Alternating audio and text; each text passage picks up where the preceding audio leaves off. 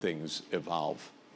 So the dire crisis is the gradual strangulation of the world economy, which is occurring. Brent Crude was at $114 a barrel late this afternoon, last time I checked. It will continue to rise if this so-called status quo or equilibrium or current situation continues. The price will continue to rise inexorably because there's a significant shortage of oil and gas supplies at this price. The betting is that somehow that shortage will be alleviated by the Strait opening, but if it isn't, the price will continue to rise and the world economy will suffer a terrible crisis. And at some point, a shooting war could easily start again in that view.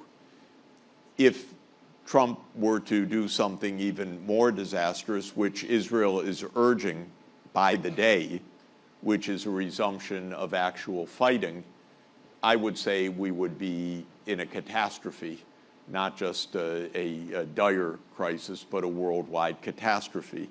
Because at least as I understand it, and nobody has disabused me or others of this view of the thought, Iran has credible deterrence in the form of being able to blow up critical infrastructure in the Gulf in a very short period of time. Desalination plants, oil fields, refineries, pipelines, and ports. And there is no Iron Dome that's going to stop that, because there are a lot more missiles and drones than there are anti-missile systems available. This is obvious. So if a shooting war continues or resumes, it's a complete disaster because we will be in a catastrophic long-term situation, meaning that for years there could be no recovery of the energy supplies. We're very close to that, but we're also conceivably close to this ending by Trump declaring victory and going home.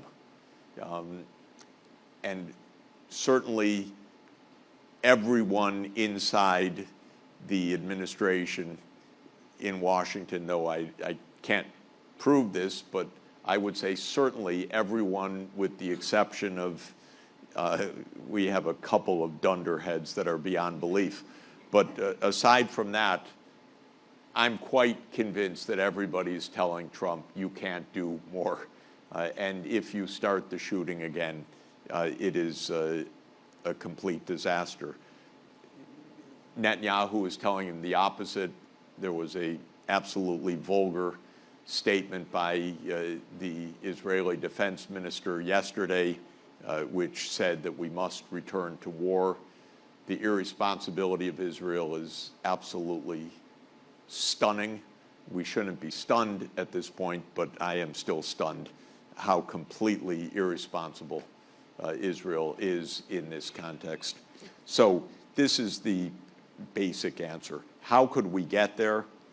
I have one theory which I have propounded from the start, which is that Trump listens to three people in the world, and that is your prime minister, President Putin, and President Xi, because there are four superpowers in the world: the United States, China, India, Russia, and Trump wants to be in that group.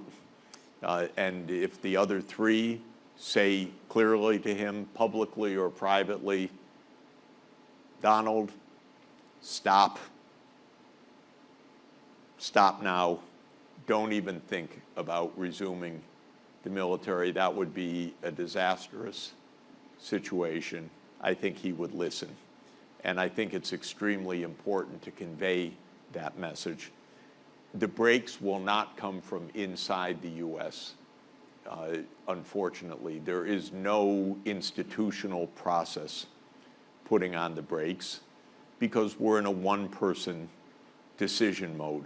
which is very sad, very strange, and very dangerous.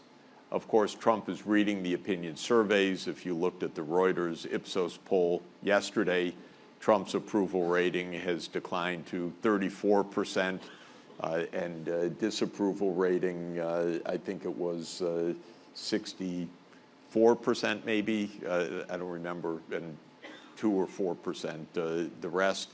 But basically, Trump is deeply unpopular for very good reason, and will become more unpopular.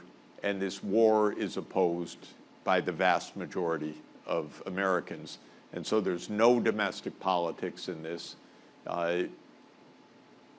And if Trump is as good as he thinks he is at spinning things, he should declare a glorious success and stop and go home.